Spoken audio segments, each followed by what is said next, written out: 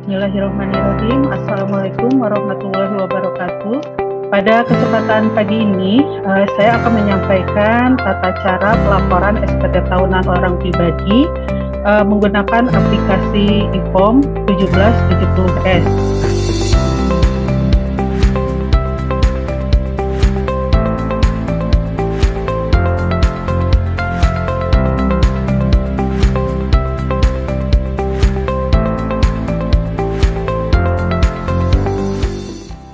Bismillahirrahmanirrahim. Assalamualaikum warahmatullahi wabarakatuh. Selamat pagi, salam sejahtera untuk kita semua. Pertama-tama saya ucapkan terima kasih kepada rekan-rekan atas kehadirannya yang telah menyempatkan waktunya untuk hadir mengikuti kelas pajak online pada hari ini.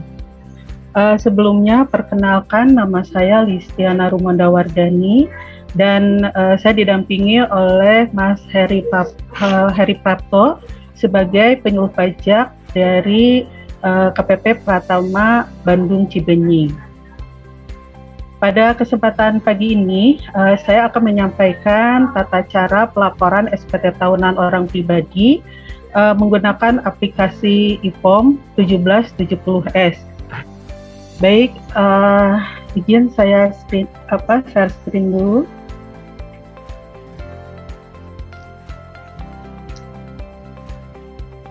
Sebelum kita masuk ke tutorial pelaporan SPT tahunan, saya akan menyampaikan tahapan-tahapan yang perlu kita persiapkan untuk pelaporan SPT tahunan. Jadi pelaporan SPT tahunan pada pagi hari ini saya khususkan untuk pelaporan SPT tahunan orang pribadi dengan status karyawan yang penghasilannya di atas 60 juta rupiah per tahun. Ini profil saya, Listiana Rumondawardani, penyuluh pajak dari KPP Pratama Bandung Cibenyi. Sebelumnya saya izinkan saya untuk menyampaikan pantun terlebih dahulu. Ikan hiu makan tomat. Lapor pajak yuk, jangan sampai telat. Baik Bapak Ibu sekalian, silahkan atau mari kita laporkan SPT tahunannya lebih awal agar kita merasa lebih nyaman. Sebelum kita melaporkan pelaporan SPT tahunan, ada tahapan-tahapan yang harus kita persiapkan. Tahapan pertama yaitu tahapan pra-pelaporan. Di sini kita harus menyiapkan apakah saja sarana dan prasarana yang harus kita persiapkan untuk pelaporan SPT tahunan. Yang kedua, kita juga harus mengetahui jenis formulir apa yang akan kita gunakan dalam pelaporan SPT tahunan tersebut. Yang ketiga, kita juga harus memperhatikan jatuh tempo atau batas waktu pelaporan SPT tahunan tersebut agar kita tidak terlambat untuk menyampaikannya. Nah, pada tahapan pra-pelaporan itu ada yang harus kita persiapkan. Apa aja yang harus kita persiapkan? Yang pertama tentunya karena kita menggunakan pelaporan menggunakan aplikasi online, yang di sini sebelum kita masuk ke aplikasi online tersebut kita harus mempunyai EPIN dan akun DJP online. EPIN atau Electronic Filing Identification Number adalah nomor identitas yang diterbitkan oleh Direktorat Jenderal Pajak untuk wajib pajak yang melakukan transaksi elektronik kepajakan seperti pelaporan SPT dan pembuatan kode billing pembayaran pajak. Nah, EPIN ini juga digunakan untuk mengaktifkan akun DJP online kita. Setelah kita mempunyai EPIN, tentunya sebagai persyaratan untuk kita melakukan pelaporan SPT tahunan 1770S adalah bukti potong. Bukti potong ini yang dikeluarkan oleh perusahaan tempat rekan-rekan Bapak Ibu bekerja di perusahaan. Ada dua jenis bukti potong, yaitu formulir 1721A1 untuk Bapak Ibu atau wajib pajak orang pribadi dengan status karyawan swasta. sedangkan formulir 1721A2 untuk Bapak Ibu yang berstatus sebagai pegawai negeri sipil TNI Polri. Nah, di samping itu juga yang harus diperhatikan, karena untuk pelaporan SPT tahunan yang menggunakan aplikasi IPOM ini menggunakan beraplikasi PDF, maka harus tersedia atau terinstall aplikasi Adobe PDF Reader. Yang kita pergunakan di sini adalah Adobe PDF Reader versi 3.2. Bagi Bapak Ibu yang mempunyai di laptop atau PC-nya menggunakan operating system versi 64 bit, tetap untuk Adobe PDF Reader-nya menggunakan versi 32 bit. Nah, selain itu kita harus mengetahui jenis formulir apa yang akan kita pergunakan sebagai sarana dalam pelaporan SPT tahunan ini. Ada 3 jenis formulir yang tersedia untuk pelaporan SPT tahunan orang pribadi, yaitu formulir 1770 untuk wajib pajak orang pribadi yang mempunyai usaha atau pengusaha. Dan yang kedua adalah formulir 1770S. Ini untuk wajib pajak orang pribadi yang berstatus sebagai karyawan dengan penghasilan di atas 60 juta rupiah per tahun.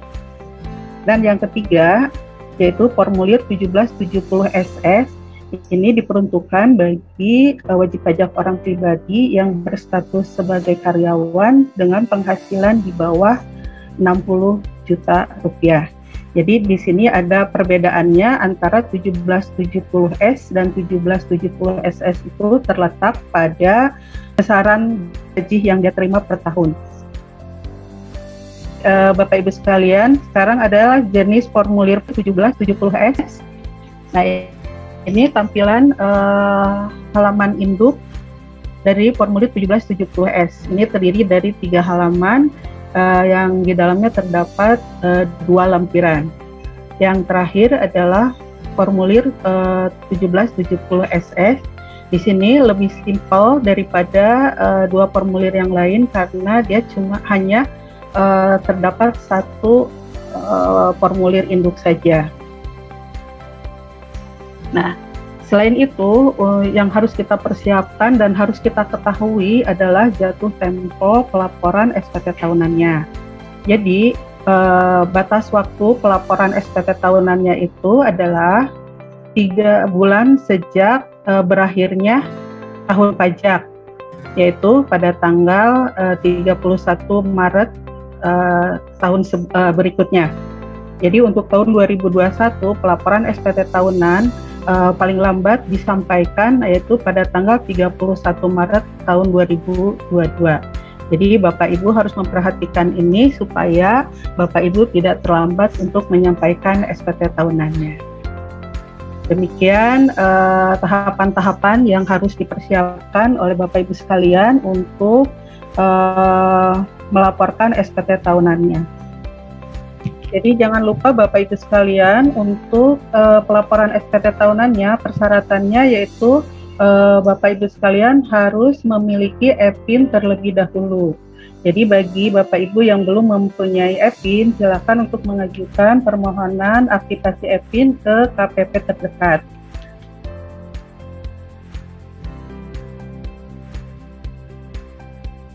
Baik teman-teman, pada saat pelaporan yang harus kita lakukan pertama adalah masuk ke DJP online.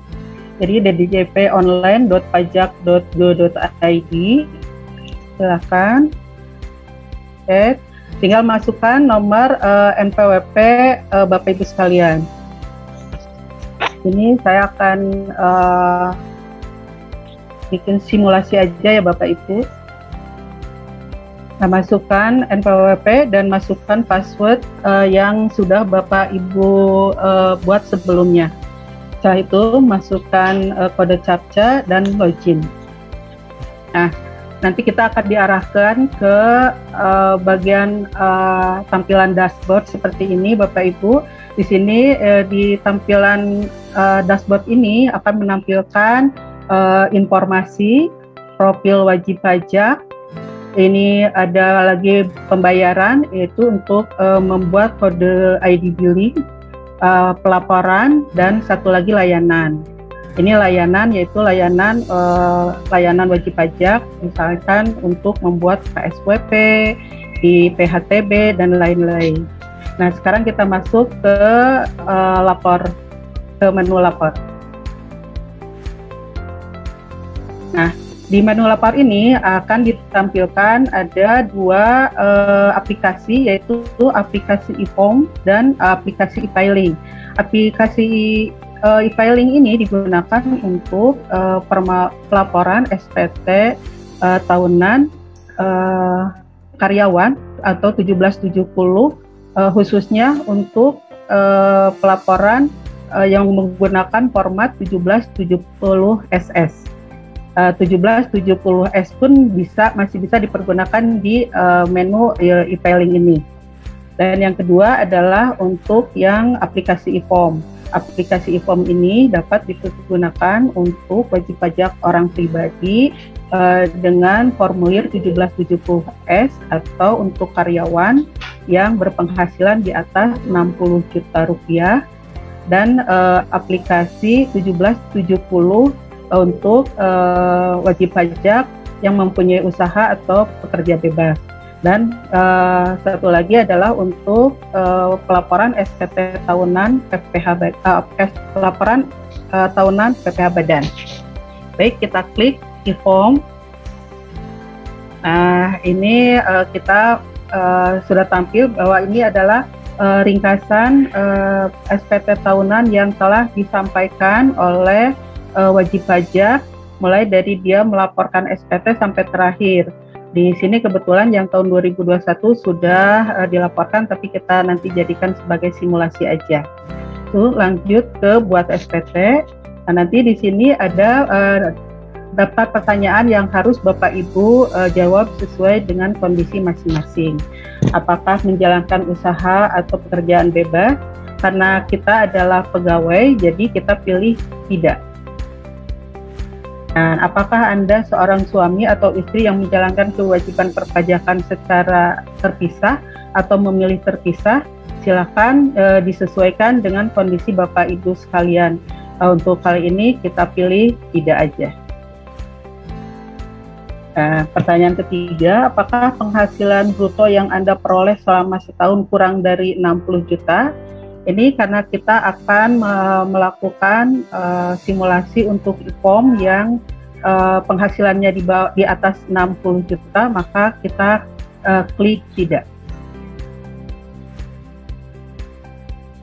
Nah, lalu muncul e-form SPT tahunan orang pribadi formulir 1770 S, kita klik.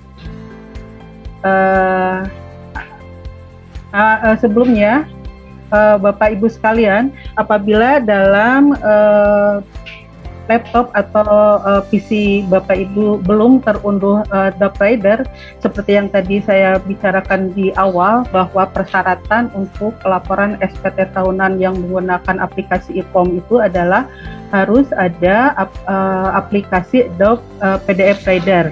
Apabila Bapak Ibu sekalian belum menginstal, silahkan mengunduhnya di dashboard yang di atas.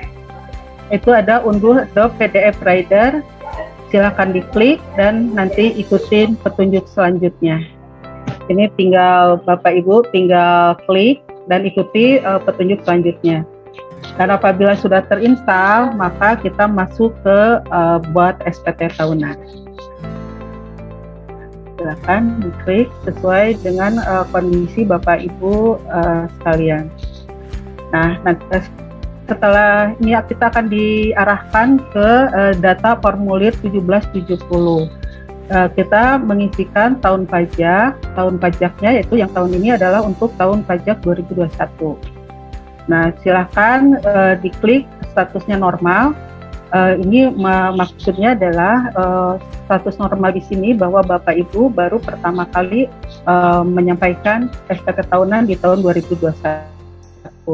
Dan untuk yang pembetulan ini dapat dilakukan apabila di SPT sebelumnya terdapat kesalahan atau ada perbaikan yang harus diperbaiki oleh Bapak Ibu sekalian.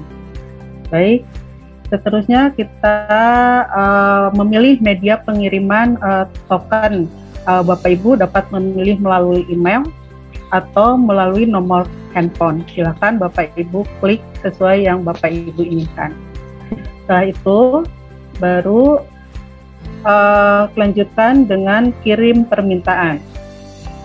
Dalam kirim permintaan ini secara otomatis sistem akan mengirim file PDF dan mengirim nomor token ke alamat email atau nomor handphone yang handphone yang Bapak Ibu daftarkan sebelumnya. Nah, ini bentuk nanti file ini masuk ke aplikasi yang di komputer Bapak Ibu sekalian. Untuk membukanya kita jangan ngeklik 2 kali karena nanti tidak akan muncul. Jadi kita klik kanan aja. Open with Adobe Reader.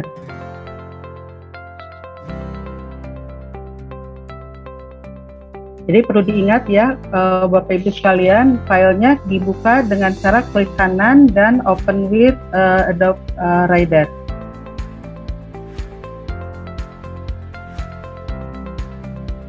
Nah, inilah tampilan awal dari formulir e-form yang akan ditampilkan.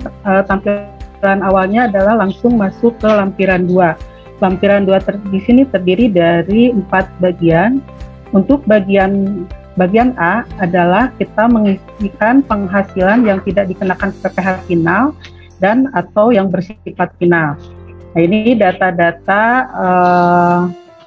kalau Bapak Ibu sekalian mempunyai bukti potong atas PPh final dan atau yang bersifat final dapat Bapak Ibu inputkan di kolom bagian A ini yang terdiri dari bunga deposito, bunga diskonto, penjualan, saham, hadiah, honorarium dan lain-lain. Ini dapat Bapak Ibu inputkan. Yang harus diinput adalah dasar pengenaan pajaknya atau penghasilan brutonya beserta PPh terhutang yang sudah dibayarkannya. Nanti secara otomatis akan menjumlah. Yang kedua adalah bagian B-nya itu adalah bagian harta. Nah, pada bagian harta di sini Bapak Ibu silakan untuk mengisikan data harta yang Bapak Ibu punya sampai pada akhir tahun. Jadi di sini daftar harta pada akhir tahun yang pernah Bapak Ibu input di tahun sebelumnya nanti akan secara otomatis muncul di data harta pada akhir tahun ini. Untuk tahun yang sekarang yang akan Bapak Ibu laporkan, silahkan kalau ada penyesuaian, kalau ada penambahan silahkan tambahkan dengan cara klik tambah yang ada di bawah pojok bawah, klik tambah, silahkan masukkan kode harta yang Bapak Ibu punya. Di sini saya masukkan deposito, nama hartanya silahkan diketik sebagai deposito. Tahun perolehan di sini adalah tahun perolehan. Jadi tahun perolehan pada saat Bapak Ibu memperoleh, bukan harga yang sekarang, tapi tahun perolehan. Di sini harga perolehan juga pada saat Bapak Ibu memperoleh. Di keterangannya silakan Bapak Ibu ketikkan sesuai keadaan harta Bapak Ibu sekalian. Jadi untuk penambahan silakan klik tambah. Kalau misalkan ada untuk penyesuaiannya ada yang akan dihapuskan, silakan klik hapus. Ini contohnya, kita masukkan data-datanya.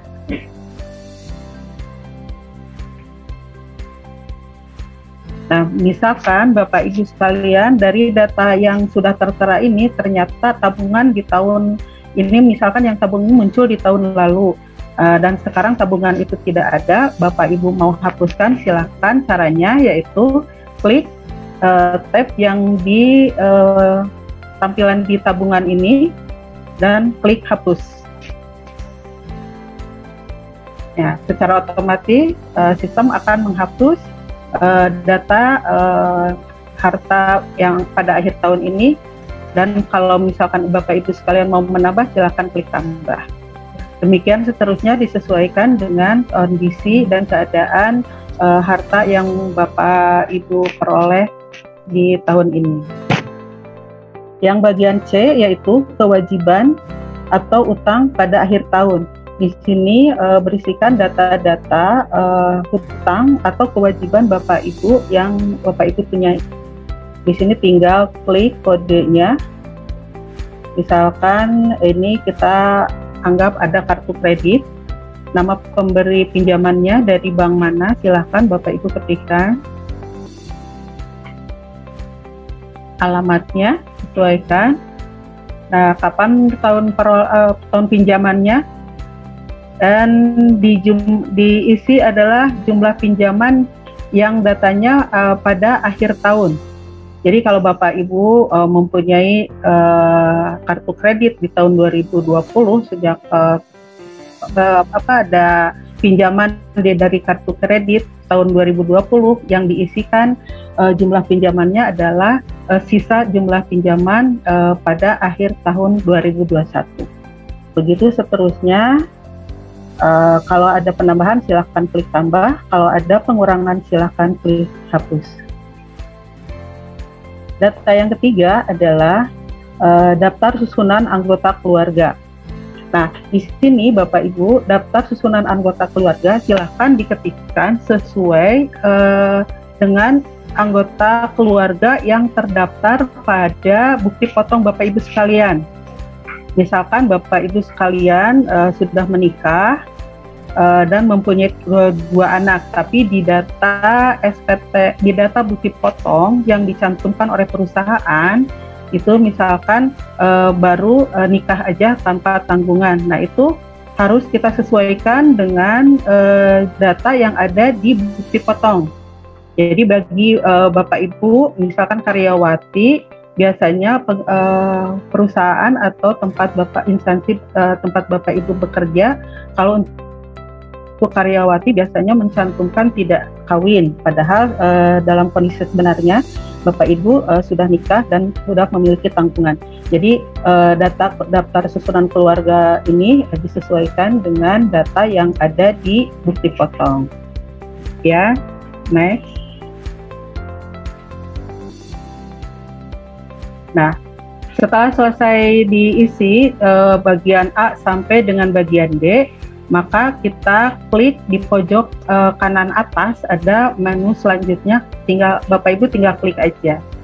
Nah, nanti sistem akan mengarahkan kita ke formulir 1770S lampiran 1. Pada formulir lampiran 1 ini akan ada beberapa bagian. Untuk bagian pertama adalah penghasilan neto dalam negeri lainnya. Apabila Bapak Ibu mempunyai penghasilan neto dalam negeri lainnya, silakan Bapak Ibu input di kolom ini.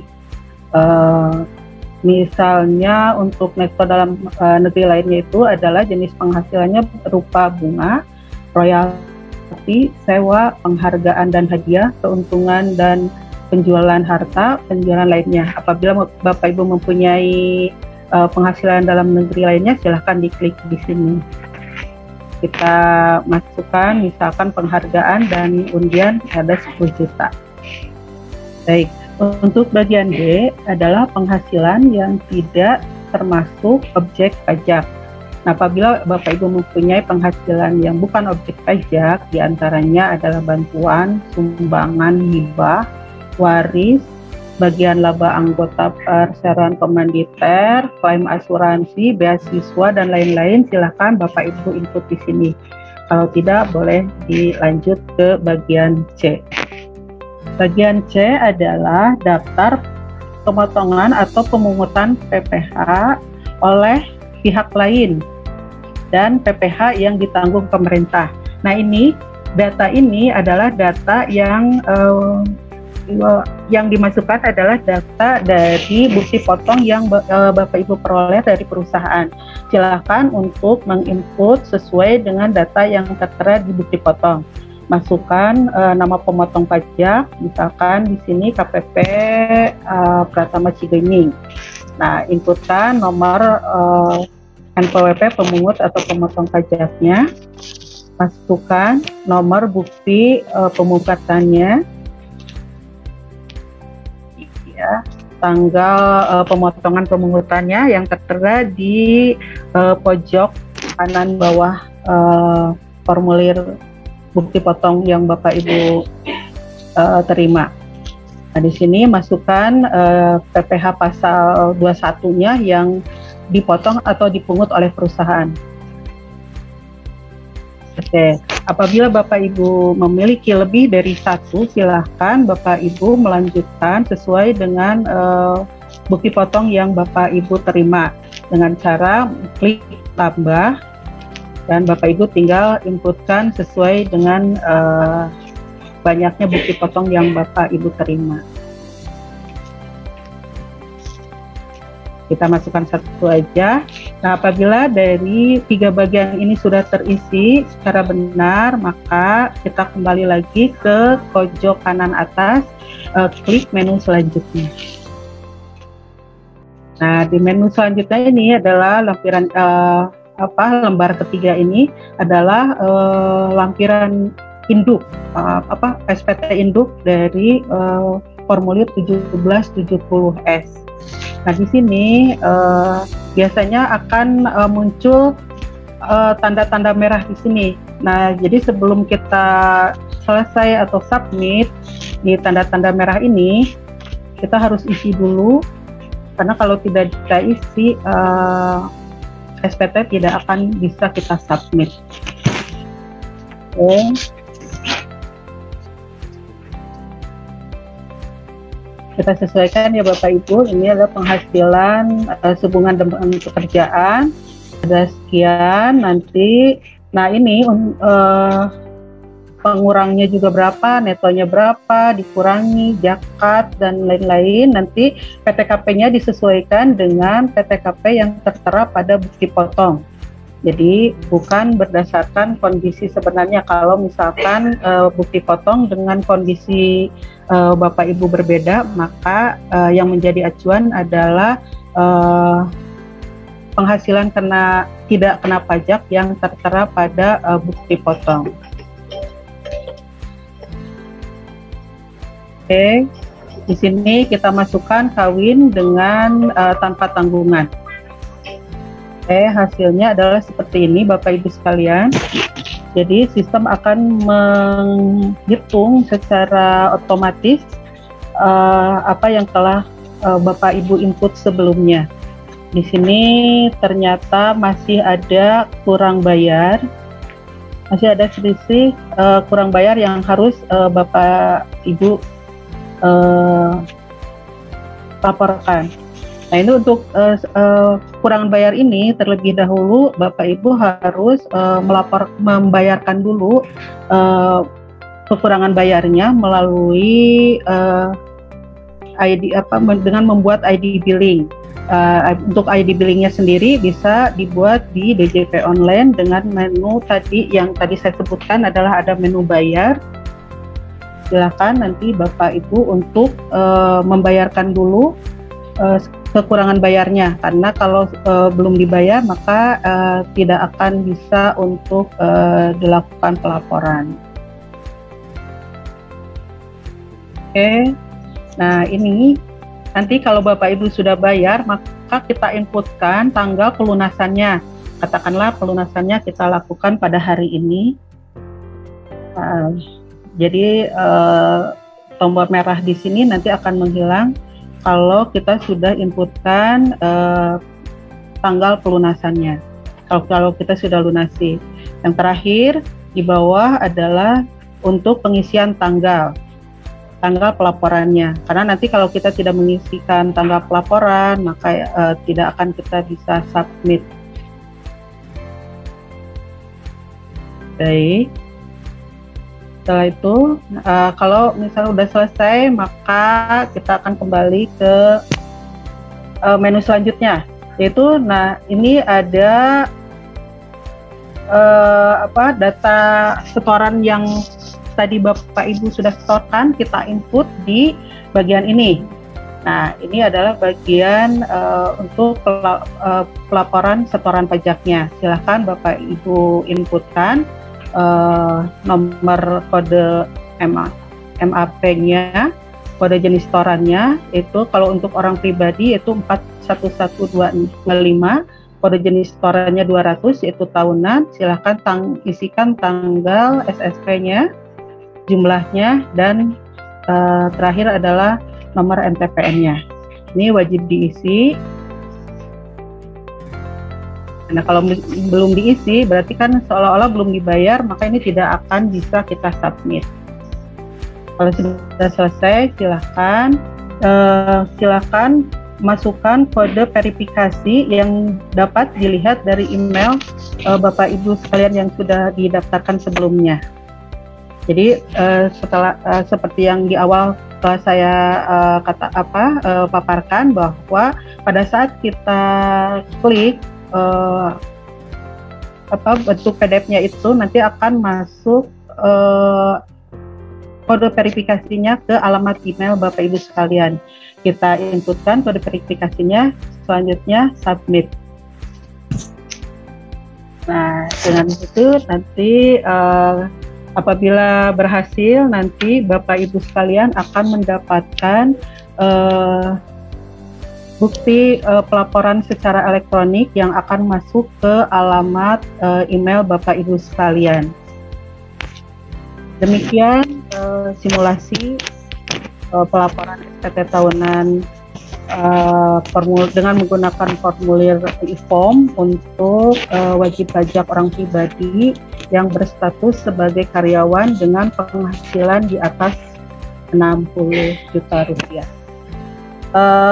Selanjutnya barangkali Bapak Ibu sekalian ada yang akan bertanya mengenai materi yang telah saya sampaikan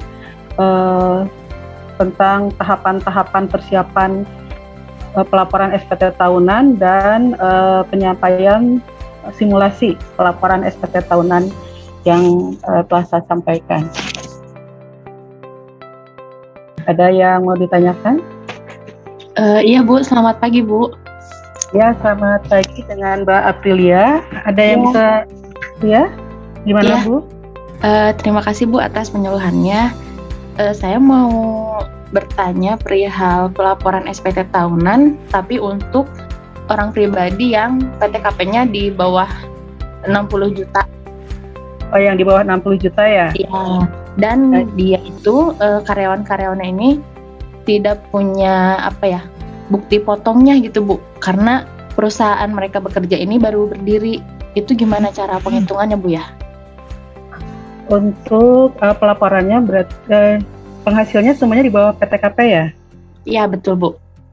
Oke, baru berdirinya sejak kapan Mbak? Bulan akhir November atau awal Desember 2021. Berarti baru beberapa ini ya Mbak ya, cuma baru beberapa bulan, 2 bulan terakhir ya Mbak ya? Ya betul Bu, tapi karena perusahaannya ingin membuat pengukuhan PKP, jadi kan salah satu syaratnya itu ada laporan SPT tahunan ya Bu ya, untuk semua pengurus. Jadi cuman semua pengurusnya itu pendapatannya di bawah PTKP dan belum ada bukti potongnya gitu. Oke, baik Mbak Aprilia. Untuk pelaporan SPT tahunan yang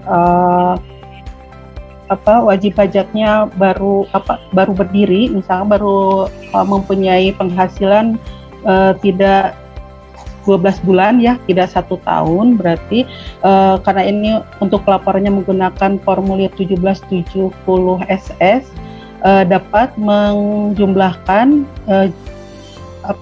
penghasilan keseluruhannya dari 2 bulan itu. Ya. Silakan. Ada pengurangnya nggak? Atau terima bersih? Terima bersih. Terima bersih boleh.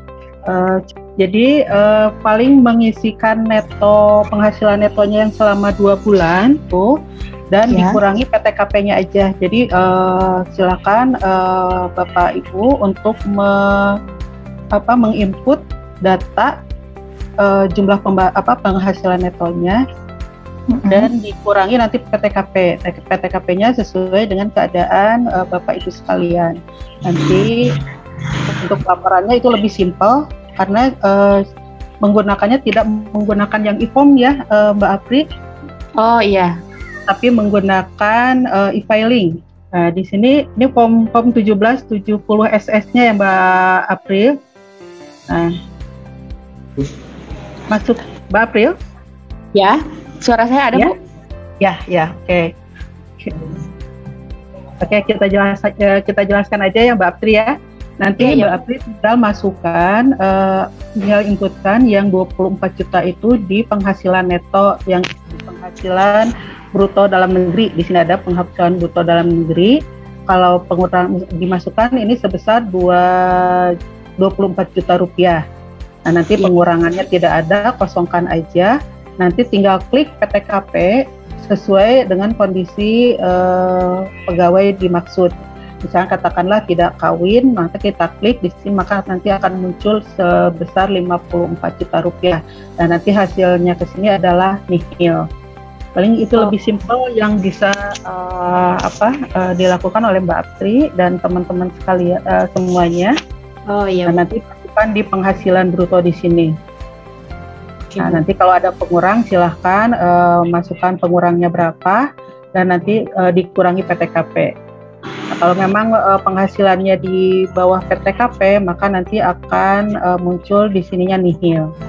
Iya. Paling itu aja. Sudah bisa dipahami berarti? Iya Bu, cukup. Kalau untuk pengisian di e-filingnya juga nanti formnya yang 1770 SS ya? Betul, itu lebih simpel. Nanti muncul pertanyaannya mungkin sama seperti yang tadi pertama saya sampaikan. Ada pertanyaan apakah wajib pajak melakukan kegiatan usaha atau pekerja bebas? Nanti jawabnya tidak.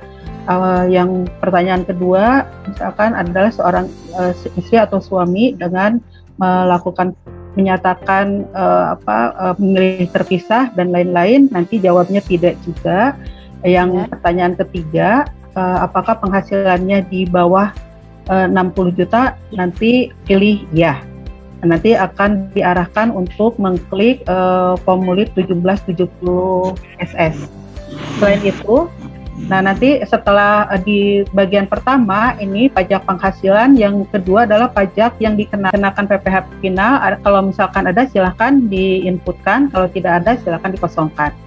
Nah untuk daftar harta, nah apabila wajib pajak atau Mbak Aksi mempunyai daftar harta, silahkan untuk dikalkulasi berapa jumlah harta yang Mbak Apri punya di akhir tahun.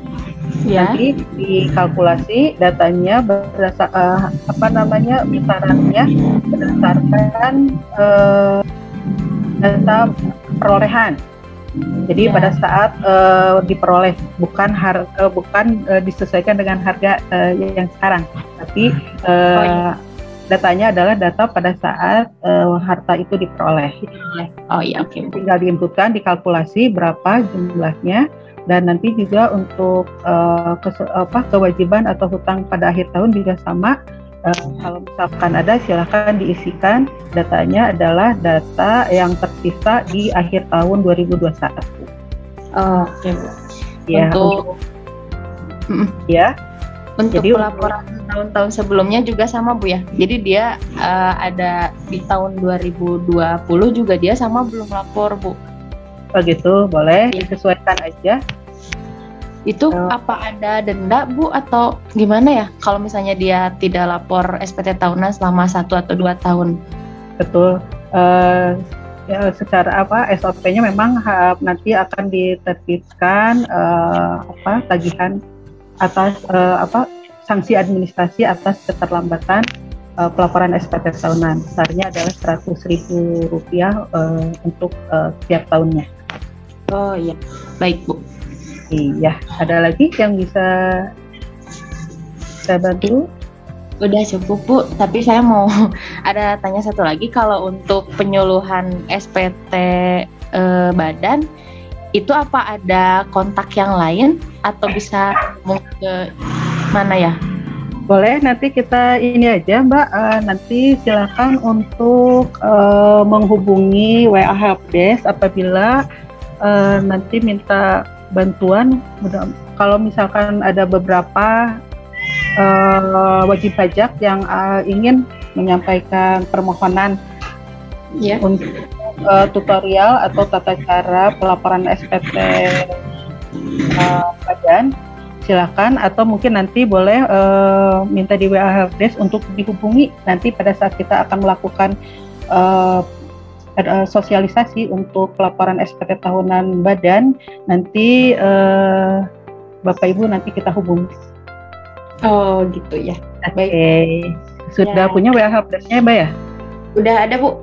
Jadi kalau untuk untuk konsultasi gitu secara langsung ke kantor pajak Pratamanya itu belum bisa ya? Kalau secara langsung ada sih petugas khusus kita untuk petugas SPT tahunan. Paling tidak wajib pajak harus sudah membuat laporan keuangannya. Paling nanti kita kasih tahu langkah-langkahnya bagaimana cara menginput SPT tahunan badannya. Oh gitu ya, baik. Kalau untuk misalkan untuk melakukan sosialisasi atau kelas pajak, silakan nanti mencantumkan nomor telepon yang bisa kita hubungi di WA Helpdesk, yang nantinya kalau misalkan kita ada sosialisasi untuk pelaporan SPT tahunan badan, nanti kita hubungi. Ya, baik Bu. Oke. Terima kasih Bu. Ya, sama-sama. Ada lagi? Ini dari Pak Vincentius. Selamat pagi, mohon izin ikut bertanya bagaimana jika seorang istri yang memiliki NPWP sendiri tidak menginduk ke suami, apakah pelaporannya seperti biasa atau bagaimana ya Bu? Mohon panduan pelaporannya. Baik Pak Vincent, untuk pelaporan SPT tahunan istri yang memiliki NPWP sendiri, berarti pelaporannya dia tersendiri, berarti dia tidak menginduk ke suaminya. Jadi suami istri tersebut melaporkan SPT-nya masing-masing. Begitu Pak Vincent. Izin menambahkan, Mbak. Iya, silakan Mas Ferry. Jadi prinsipnya di Undang-Undang PPH pasal 8 itu menyebutkan bahwa keluarga itu sebagai satu kesatuan ekonomis, yang artinya bahwa penghasilan dan kerugian istri juga nanti harusnya digabungkan dengan penghasilan suami, sehingga dalam satu keluarga hanya terdapat satu nomor pokok wajib pajak saja seharusnya, yaitu NPWP suaminya saja. Dalam pengertiannya artinya istri itu ikut ke nebeng ke suaminya. Tapi dalam hal ternyata si istrinya ini misalnya dari awal sudah punya NPWP kan, waktu single misalnya, terus dia menikah misalnya kan, nah terus pengennya sampai setelah nikah ini masing-masing pengen punya NPWP sendiri gitu kan ya, tidak ada masalah sebenarnya. Nah tapi karena kita merujuk lagi ke pasal 8 tadi bahwa satu keluarga itu seharusnya dianggap sebagai satu kesatuan ekonomis, maka nanti penghasilannya antara suami istri tersebut nanti digabung gitu, digabung dulu sekarang hitungnya. Saya mungkin biar lebih gampang, lebih tertangkap gini, misalnya ada contoh kasus gini, sepasang suami istri yang baru menikah dan belum memiliki anak, keduanya masing-masing memiliki NPWP. Suami kerjanya di PT A, terus penghasilannya misalnya 75 juta misalnya, terus istrinya bekerja di PT B dengan penghasilan misalnya 60 juta tahun. Nah, atas penghasilan mereka ini sudah dipotong kan pastinya oleh PT atau perusahaan A maupun perusahaan B masing-masing kan. Nah, Terus karena NPWP istri itu berbeda dengan NPWP suami, maka penghitungan PPh terutangnya harus digabung terlebih dahulu. Jadi misalnya tadi 70 suami tadi penghasilannya 75, istri dia penghasilannya 60, maka total penghasilannya adalah 135 juta. Nah, tapi yang menarik adalah PTKP-nya pun harus ditambahkan. Jadi PTKP-nya tidak lagi untuk PTKP-nya menjadi PTKP gabungan. K garis miring I garis miring 0 gitu ya. Jadi digabung nantinya. Nanti baru setelah itu dapat penghasilan kena pajak dan dikalikan tarif PPh pasal 17-nya yang bracket 5% gitu ya. Nah, nanti dapat lu penghasilan atau PPh-nya yang setahunnya berapa sih sebenarnya gitu. Nah, nanti tinggal diproporsionalkan. Misalnya tadi untuk PPh terutangnya dapat angka misalnya yang tadi kalau dipakai gabungan taruhlah dapat 5 juta misalnya itu hitungan misal. Nah, terus PPh terutangnya nanti menjadi 75 juta untuk suami ya. Untuk suami berarti 75 juta dibagi 135 juta kali PPh keseluruhan 5 juta misalnya. Jadi nanti dapat terus dikurangi dulu sama kredit pajaknya suami berapa, yang dari PTA yang di bukti potongnya baru nanti ada kurang bayar sekian. Demikian juga untuk yang istrinya, cara ngitungnya gitu, diproporsionalkan jumlah penghasilan neto istri 60/135 jumlah gabungannya, terus dikali dengan pajak PPh gabungan satu keluarga itu berapa, seperti itu. Nah, teknisnya di SPT seperti apa? Di SPT-nya itu ada lampiran tersendiri nanti untuk penghasilan yang istrinya terpisah gitu ya, SPT-nya. Seperti itu. Barangkali siapa? Pak Vincentius. Pak Vincent. Apakah cukup jelas, Pak?